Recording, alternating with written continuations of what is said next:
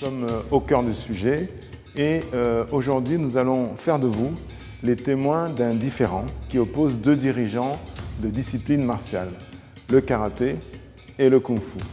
Le premier des dirigeants, donc Francis Didier, souhaite maintenir dans sa sphère fédérale la discipline kung-fu. Le deuxième des dirigeants, Roger Itier, souhaite acquérir son indépendance.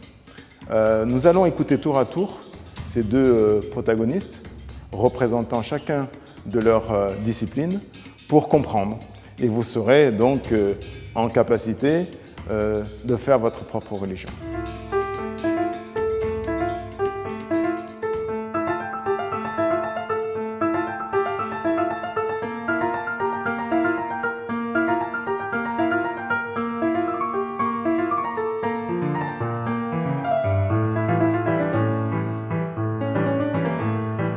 Bien, alors j'ai l'honneur d'accueillir Roger Itier, qui est membre du conseil d'administration de la Fédération de karaté, professeur de kung-fu, de nombreuses fois champion de France, vice-champion du monde par équipe de kung-fu, qui est donc l'un des deux protagonistes dans ce différend.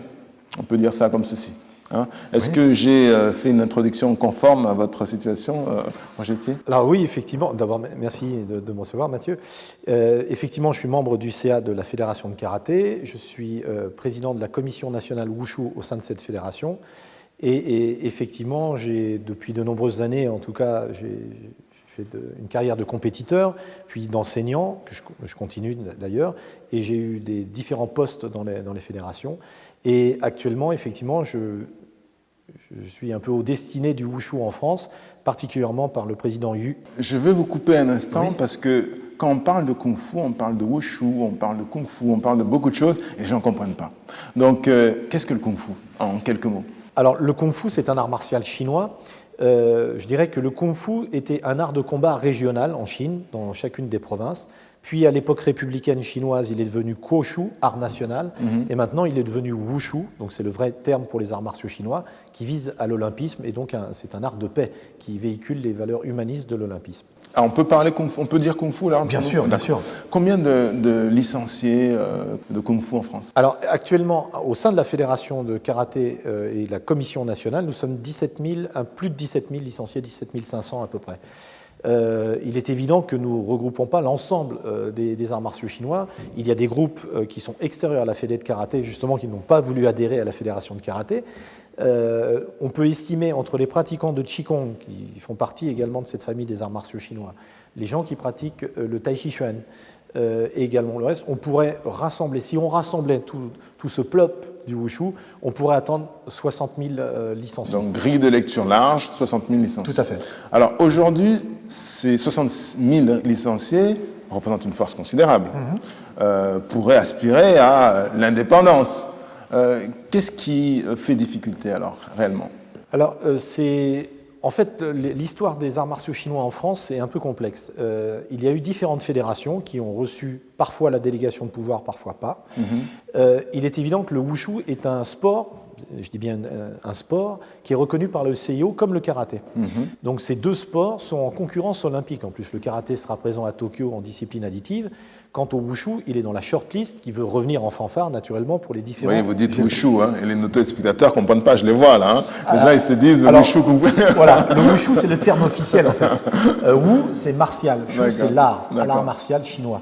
Le Kung Fu, c'est ce qui a été rendu populaire, entre autres, par le feuilleton de David Carradine, puis, naturellement, les films de Kung Fu. Bruce Lee. Voilà. Mais le terme officiel, en Chine, c'est Wushu. C'est l'ensemble des arts martiaux chinois qui inclut effectivement le Qigong, le Tai Chi, les mouvements lents qu'on pratique dans les parcs, à Paris et en Chine. Mais là, dans le cadre de cette émission, on vient de faire un pacte, on va dire Kung Fu. Kung Fu, pas de problème, pas de problème. Donc le Kung Fu au sens mondial, ça serait une discipline, enfin c'est une discipline extraordinairement pratiquée compte tenu des Chinois. C'est clair. Déjà, ne serait-ce qu'avec la Chine, maintenant il y a plus de 110 pays membres de la Fédération internationale de Kung Fu Wushu. Il y a une fédération européenne également qui regroupe l'ensemble des nations européennes. Bien sûr, c'est une population très bigarrée et énorme, compte tenu du brassage que représente le Qigong, par exemple, le travail de l'énergie, c'est une forme de yoga chinois, le Tai Chi, qui est une forme de vitalité et de bien-être, et le Kung Fu classique ou de compétition, qui est à la fois culturel et sportif en recherche de performance. Vous venez de définir les 3 branches. Exactement. Aujourd'hui, il y a une délégation de pouvoir qui a été accordée à la Fédération française de karaté. Karaté. Toute discipline aspire à acquérir un jour son indépendance, comme un enfant qui grandit. Alors ça, on ne peut pas le comprendre ? Et si, il y a longtemps que je l'ai compris. Et d'ailleurs, le président de la Fédé internationale a fait un déplacement à Paris en octobre 2016. Vous parlez de Wu. De M. Wu, voilà, Wu. Le président Yu Saixing, qui est aussi vice-président du CIO. Qui est chinois. Qui est chinois. Il y a 4 vice-présidents du CIO, et c'est l'un d'entre eux, donc c'est une personnalité importante. Il a été ministre des Sports en Chine et président de nombreuses fédérations nationales chinoises. Donc il a fait ce déplacement en France à la demande, il a fait cette demande auprès de son ami Guy Dru pour être reçu par le ministère des Sports et revendiquer justement l'indépendance du Wushu en France, comme il le fait dans beaucoup de pays, parce que justement le Wushu, donc la Fédération internationale de Wushu, donc d'arts martiaux chinois, vise l'olympisme, et naturellement pour être olympique, il faut qu'il s'appuie sur des fédérations de Wushu autonomes et indépendantes. Ça, c'est la cause majeure de cette volonté d'indépendance, ou il y en a une autre ? Pas seulement, c'est une cause importante. En même temps, le karaté et le wushu sont 2 sports reconnus par le CIO, donc sont en concurrence olympique directe. Et effectivement, faire cohabiter deux sports potentiellement olympiques dans une même fédération sous l'autorité d'une seule personne, c'est un conflit d'intérêts évident. Jugé parti, c'est ça ? Exactement. Donc c'était la motivation de sa venue.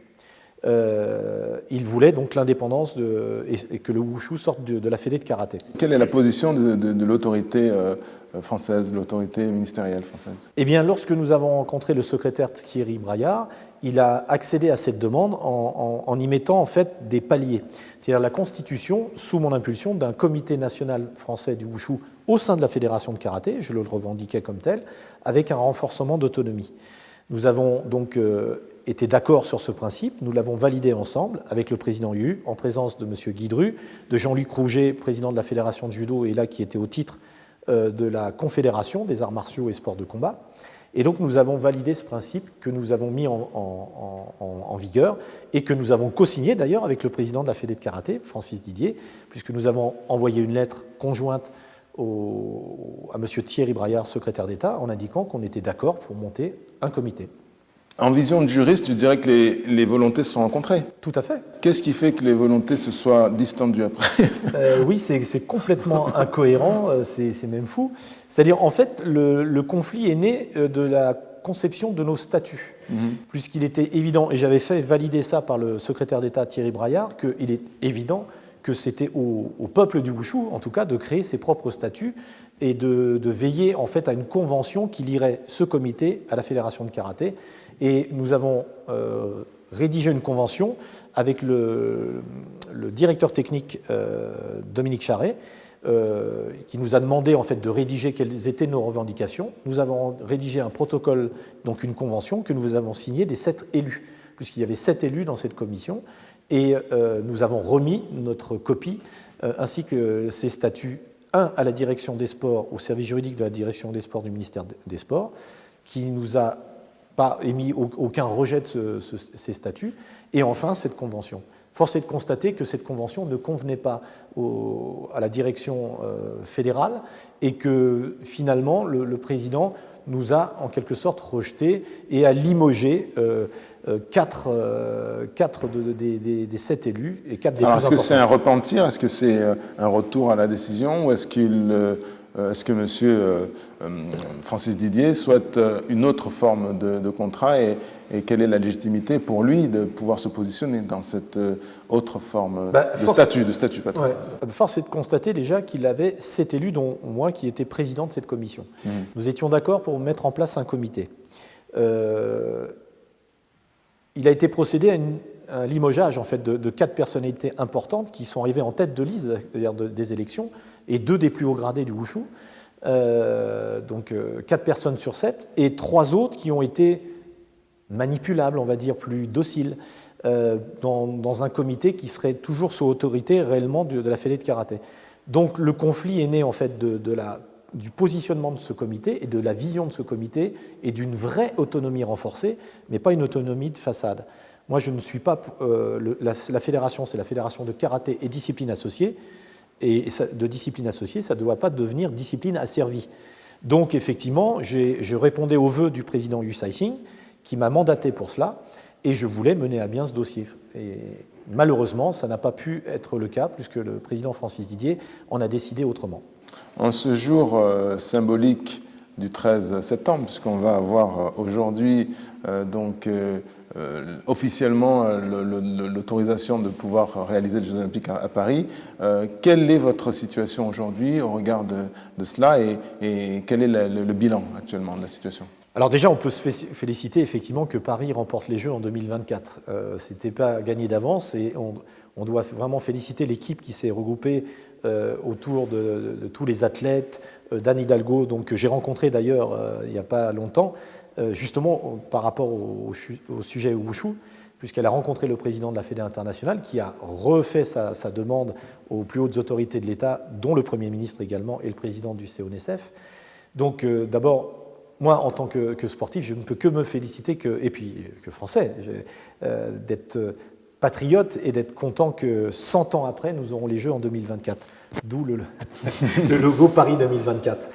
Ceci étant, en ce qui concerne ma discipline, j'aimerais naturellement que notre discipline, sous l'impulsion de Paris 2024, puisse devenir une discipline potentiellement olympique.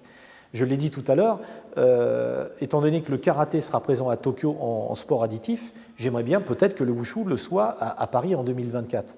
Mais il est évident que si ces deux sports sont sous une seule et même autorité, il y a peu de chances que ça soit le cas. Donc il y a un vrai conflit d'intérêts que le président Yu, d'ailleurs, a souligné aux plus hautes autorités de l'État français.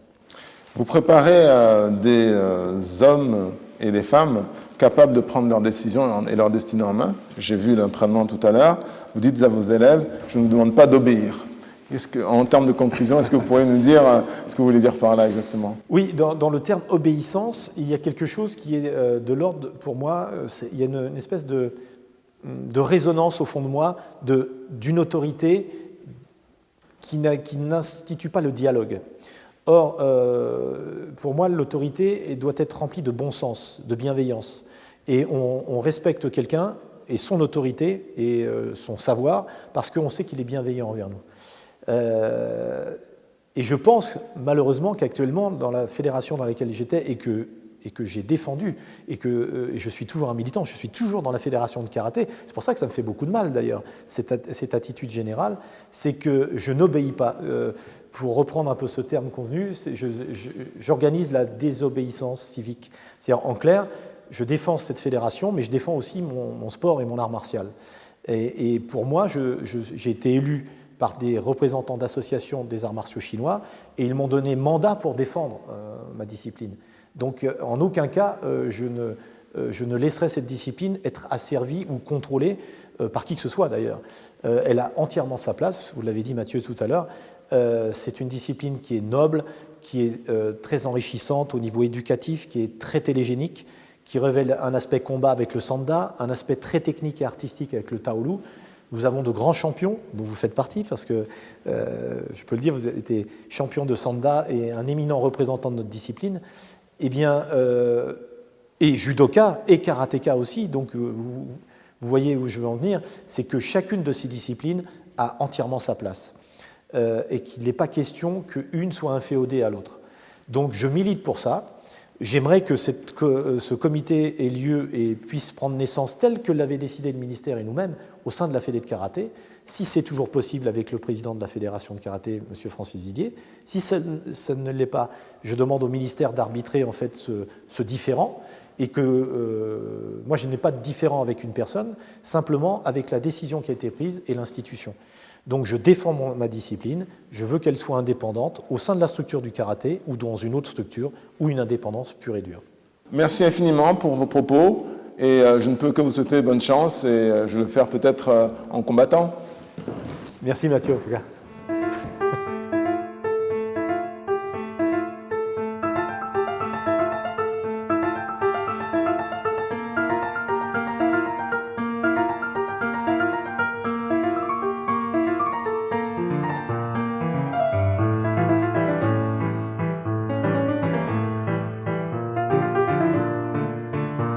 merci infiniment. Nous sommes donc ici invités à la Fédération française de karaté, créée en 1975, je crois, qui était avant la FFKMA, par Francis Didier, pour un droit de réponse.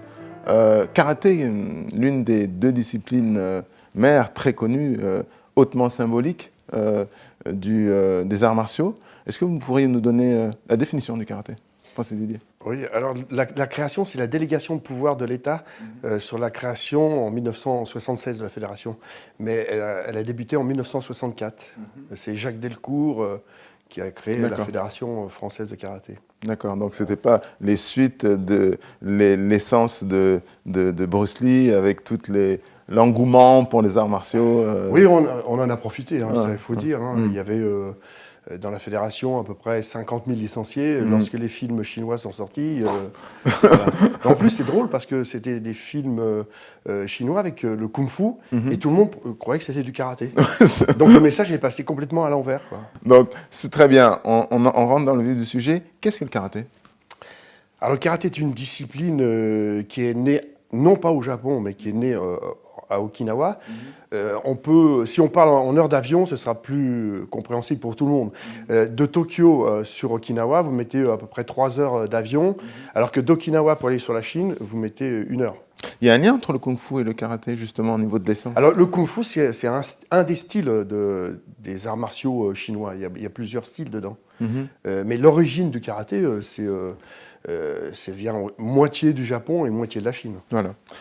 Vous-même, vous avez été donc compétiteur avant d'être charpentier.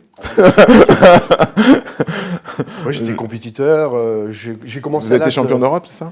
Oui, j'ai commencé à l'âge de 14 ans et puis j'ai occupé à peu près tous les postes dans la fédération, compétiteur, entraîneur, capitaine de l'équipe de France. Et donc, vous êtes président depuis 2001, je crois, c'est ça? Donc, alors, le karaté, cette discipline a reçu une délégation de pouvoir, vous m'arrêtez si je me trompe, pour administrer quelque part les disciplines associées, et en l'occurrence le kung-fu. La mission qui a été confiée à la Fédération française de karaté est celle, de quelque part, d'administrer certaines disciplines associées. Depuis combien de temps est-ce que cette situation existe? Il y a 5 disciplines associées. Donc, c'est le ministère qui... lorsqu'il a une discipline, il demande à la fédération si on veut la prendre sous notre gouvernance et peut-être les faire grandir et créer leur fédération. Une incubation, quoi. Oui. Hein? Donc, nous, on était déjà la même chose avec le judo. Tout à fait. On a été de 1964 à 1976. Moi, j'ai travaillé avec Pfeffer, avec Jean-Luc Rouget, qui est maintenant président aussi. Donc, j'étais à l'intérieur de la fédération de judo. D'accord. Donc, finalement, ce que vous êtes en train de nous dire, c'est que tout système d'incubation porte en lui-même son extinction, une fois que la mission est accomplie. Donc, j'ai cru comprendre, le jour du 14 février, le jour de la Saint-Valentin, que vous avez signé conjointement avec Roger Etier un courrier adressé à M. Braillard, ministre, indiquant justement le projet d'une constitution d'une fédération autonome. Oui, et pas d'une fédération autonome, c'est un comité national de Wushu à l'intérieur de la Fédération française de karaté. La question que je me pose, c'est, puisqu'on vient d'expliquer qu'il est naturel qu'une structure incubée aspire à son autonomie, pourquoi est-ce qu'il n'y aurait pas d'autonomie en tout état de cause pour le kung-fu un jour? Si vous voulez une autonomie totale, vous créez une fédération. D'ailleurs, elle existe. Vous avez la Fédération des arts martiaux énergétiques chinois, où ils sont 20 000 licenciés. Donc, si vous voulez une autonomie totale, vous regroupez toutes les gens du kung-fu wushu sur cette fédération. Et puis, ça, c'est un principe qui vous agrée ou qui... moi, je ne suis pas décideur dans ce... Alors, vous restez dans la fédération de karaté, on vous constitue sous un comité national qui vous donne une certaine direction. Le vous étant pris au sens général. Général, pas vous. Je précise pour les téléspectateurs. Et donc, que s'est-il passé? Quel est le différend qui oppose les deux points de vue là, de vous en tant que président de la fédération et le membre du conseil d'administration, je crois, de la fédération. Voilà, M. Roger Etier est membre du conseil d'administration. C'est-à-dire que la gouvernance de la fédération, c'est un exécutif avec le président, où on est 8. Ensuite, vous montez à l'étage supérieur, c'est 32 personnes. Et donc, c'est le conseil d'administration. Et dans ce conseil d'administration, il y a 5 places pour les disciplines associées. Tout à fait. Voilà. Tout à fait. Et ensuite, vous avez l'Assemblée générale de la fédération qui comprend 250 membres. Voilà. Donc, il n'y a pas de différent, puisqu'on est en train de construire les statuts d'un comité national. Donc, vous seriez plus aujourd'hui favorable à un comité national plutôt que la création d'une structure autonome fédérale. Non, mais si vous voulez créer une structure autonome... Le vous étant plus au sens général. C'est aux gens du Wushu de créer leur fédération. En dehors. Voilà. Moi, je ne peux pas créer une fédération. Tout à fait, tout à fait. Je ne peux mettre qu'un comité national à l'intérieur de l'organisme. Vous l'avez également en judo, vous avez le comité national de kendo. Tout à fait, d'accord. Voilà. D'accord. Donc, c'est à peu près la même chose. Donc, les statuts que nous sommes en train de travailler seront votés en conseil d'administration, seront présentés à l'Assemblée générale de la Fédération le 17 décembre pour un vote statutaire. Quelle est la position, d'une part, des pouvoirs publics par rapport à cette réflexion, et d'autre part, du président de la Fédération mondiale de Kung Fu, Wushu. Monsieur Yu. Monsieur Yu. Ouais. Quelle est la position de ces divers Alors, Monsieur Yu, lui, il voudrait que dans le monde entier, il y ait des fédérations indépendantes de Wushu Kung Fu. Ouais, donc, c'est plutôt l'assentiment de Roger Etier, oui. C'est ça? Mais ça, c'est un désir du président de la Fédération internationale. Mais dans certains sports, on est regroupés. Exemple, en Italie, vous n'avez pas la fédération de karaté. Vous avez la fédération de lutte, de judo et karaté. Donc on se mutualise. D'accord. En France, c'est un peu un cadre particulier, puisque l'État vous donne une délégation. Quelle est, selon vous, la position, la situation du Kung Fu à l'échelle mondiale aujourd'hui, du Wushu? Il y a une fédération internationale. La fédération internationale, dans tous les sports, c'est elle qui gouverne, qui accepte les membres des nations dans son cadre. Et la position des autorités françaises à l'égard de cette volonté d'autonomie? Qu'est-ce qu'ils disent? Le ministère des Sports ont toute l'attitude pour gouverner, puisque vous avez une délégation qui est sur la Fédération française de karaté. Vous pouvez prendre cette délégation et la déplacer. C'est ça, d'accord. Il n'y a pas de problème. Mais je ne suis pas le décideur. Tout à fait. Dans ce sens-là. Ben, écoutez, en tout cas, merci infiniment d'avoir exercé ce droit de réponse. Il me semble que finalement, les positions ne sont pas très éloignées et qu'il serait intéressant que cette philosophie permette le regroupement et la construction. Oui, donc quand les statuts seront votés à l'Assemblée générale le 17 décembre, à ce moment-là, on procédera au mode électif par les clubs des 14 membres qui vont gouverner à l'intérieur du comité national. Donc il faut attendre qu'il y ait des élections des clubs. Pour terminer, j'aimerais que vous, s'il vous plaît, éclairiez ma lanterne. Vous m'avez indiqué avoir été charpentier. Est-ce vous qui avez créé cette superbe salle et d'ailleurs cet immeuble qui est complètement conçu en bois? L'ensemble, parce qu'on a 1000 m² sur ce plateau, oui, on l'a fait avec tout le milieu associatif. Donc j'étais la locomotive, parce qu'il fallait de la main-d'œuvre quand même. Voilà. Et donc effectivement, on a fait tout en bois parce que j'adore le bois. Puis je suis d'une famille de menuisiers, donc je ne pouvais pas le faire en métal. Je peux vous appeler Joseph alors? Oui. Merci.